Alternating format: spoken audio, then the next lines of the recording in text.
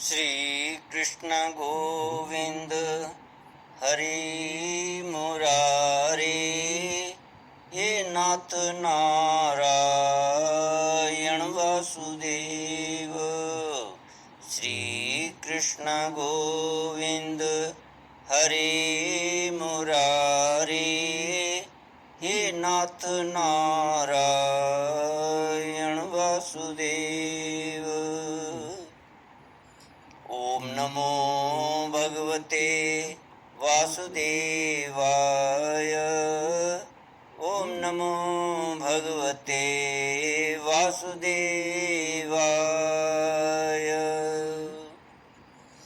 कृष्णाय वासुदेवाय हरये परमात्मने प्रणतक्लेशनाशाय गोविन्दाय नमो नमः।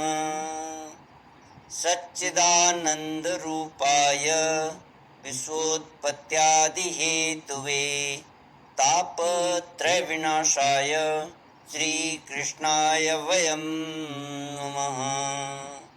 सच्चित आनंद स्वरूप परमात्मा जो सृष्टि के उत्पत्ति, पालन और संहार करता है तथा जीवों के आध्यात्मिक, आदि दैविक, आदि भौतिक तापों को नष्ट करने वाले हैं, अर्थात जीवों के मानसिक, शारीरिक और भौतिक दुखों को दूर करने वाले हैं, उन श्री कृष्ण भगवान को हम नमस्कार करते हैं।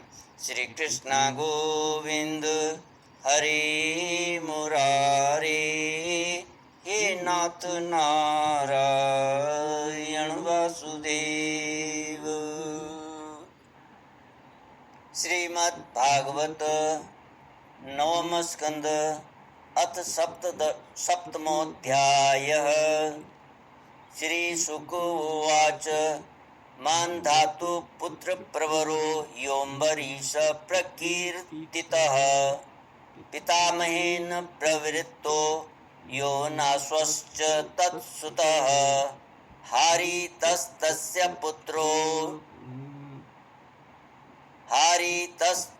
पुत्रोऽन्भून्मान्धातृपर्वरा इमे नर्मदा भ्रातृभिर्दत्ता पुरुकुत्साययोरगैः तया रसातलं नीतो भुजगेन्द्र प्रयुक्तया। राजा त्रिशंकु और हरिश्चंद्र की कथा। श्री सुखदेव जी कहते हैं, परीक्षित, मैं वर्णन कर चुका हूँ कि मानधाता के पुत्रों में सबसे श्रेष्ठ अम्बरीश थे। उनके दादा योनाश्व ने उन्हें पुत्र रूप में स्वीकार कर लिया। उनका पुत्र हुआ योनाश्व और योनाश्व का हारीत। मानधाता के वंश में ये 3 अवान्तर गोत्रों के प्रवर्तक हुए। नागों ने अपनी बहन नर्मदा का विवाह पुरुकुत्स से कर दिया था। नागराज वासुकी की आज्ञा से नर्मदा अपने पति को रसातल में ले गई। वहाँ भगवान की शक्ति से संपन्न होकर पुरुकुत्स ने वध करने योग्य गंधर्वों को मार डाला।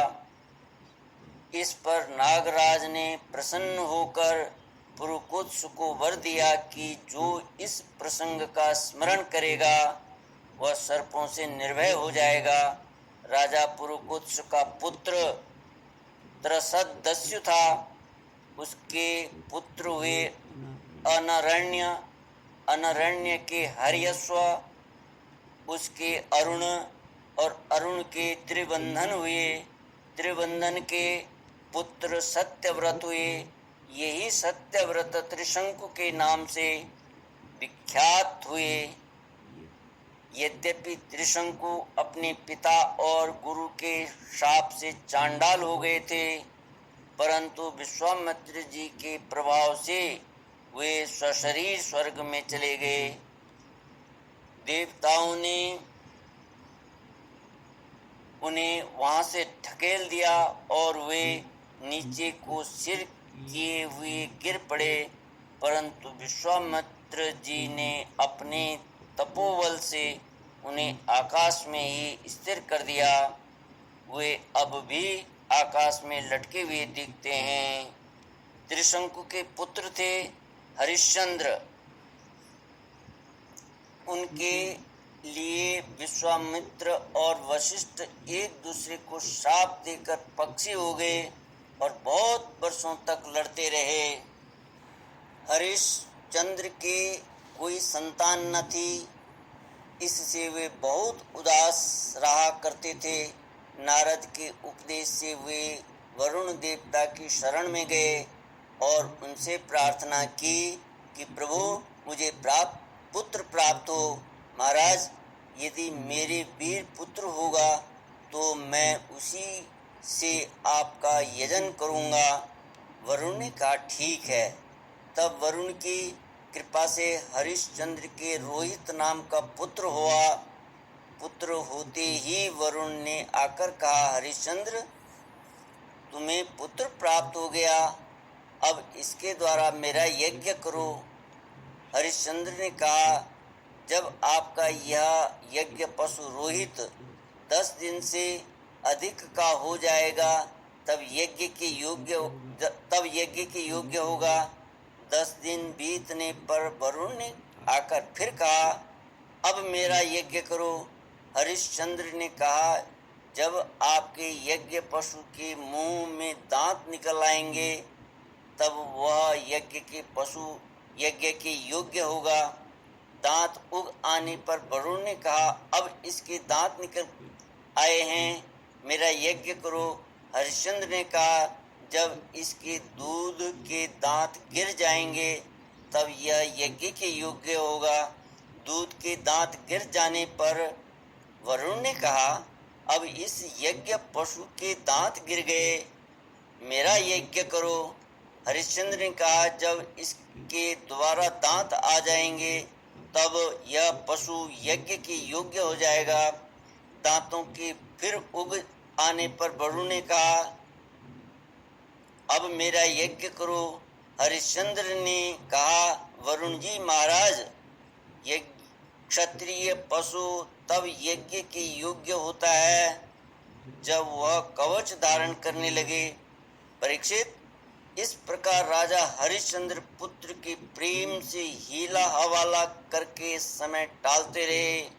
इसका कारण यह था कि पुत्र स्नेह की फांसी ने उनके हृदय को जकड़ लिया था। वे जो जो समय बताते वरुण देवता उसी की बाट देखते। जब रोहित को इस बात का पता चला कि पिताजी तो मेरा बलिदान करना चाहते हैं, तब वह अपने प्राणों की रक्षा के लिए हाथ में धनुष लेकर वन में चला गया। कुछ दिनों के बाद उसे मालूम हुआ कि वरुण देवता ने रुष्ट होकर मेरे पिता पर आक्रमण किया है, जिसके कारण वे महोदर रोग से पीड़ित हो रहे हैं। तब रोहित अपने नगर की ओर चल पड़ा, परंतु इंद्र ने आकर उसे रोक लिया। उन्होंने कहा, बेटा रोहित, यज्ञ पशु बनकर मरने की अपेक्षा तो पवित्र तीर्थ और क्षेत्रों का सेवन करते हुए पृथ्वी में विचरना ही अच्छा है। इंद्र की बात मानकर वह 1 वर्ष तक और वन में ही रहा। इसी प्रकार दूसरे, तीसरे, चौथे और 5वें वर्ष भी रोहित ने अपने पिता के पास जाने का विचार किया, परंतु बूढ़े ब्राह्मण का वेश धारण कर हर बार इंद्र आते और उसे रोक देते। इस प्रकार 6 वर्ष तक रोहित वन में ही रहा।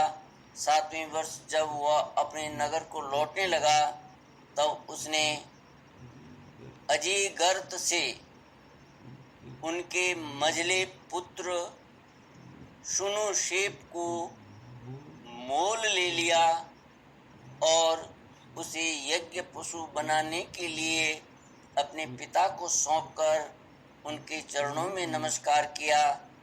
तब परम यशस्वी एवं श्रेष्ठ चरित्र वाले राजा हरिश्चंद्र ने महोदर रोग से छूटकर पुरुष मेध यज्ञ द्वारा वरुण आदि देवताओं का यजन किया।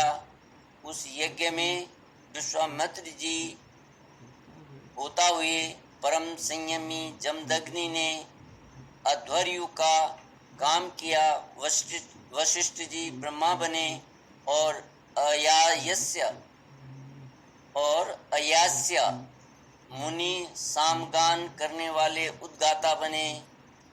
उस समय इंद्र ने प्रसन्न होकर हरिश्चंद्र को एक सोने का रथ दिया था। परीक्षित, आगे चलकर मैं सुनाशेप का महात्म्य वर्णन करूंगा। हरिश्चंद्र को अपनी पत्नी के साथ सत्य में दृढ़ता पूर्वक स्थित देखकर विश्वामित्र जी बहुत प्रसन्न हुए। उन्होंने उन्हें उस ज्ञान का उपदेश किया जिसका कभी नाश नहीं होता। उसके अनुसार राजा हरिश्चंद्र ने अपने मन को पृथ्वी में, पृथ्वी को जल में, जल को तेज में, तेज को वायु में और वायु को आकाश में स्थिर करके आकाश को अहंकार में लीन कर दिया। फिर अहंकार को महत्त्व में लीन करके उसमें ज्ञान कला का ध्यान किया और उससे अज्ञान को भस्म कर दिया। इसके बाद निर्वाण सुख की अनुभूति से उस ज्ञान कला का भी परित्याग कर दिया और समस्त बंधनों से मुक्त होकर वे अपने उस स्वरूप में स्थित हो गए जो न तो किसी प्रकार बतलाया जा सकता है और न उसके संबंध में किसी प्रकार का अनुमान ही किया जा सकता है। श्री कृष्ण गोविंद हरि मुरारी, हे नाथ नारायण वासुदेव। इति श्रीमद्भागवते महापुराणे पारमहंस्यां संहितायां नवम स्कंदे हरिश्चंद्रो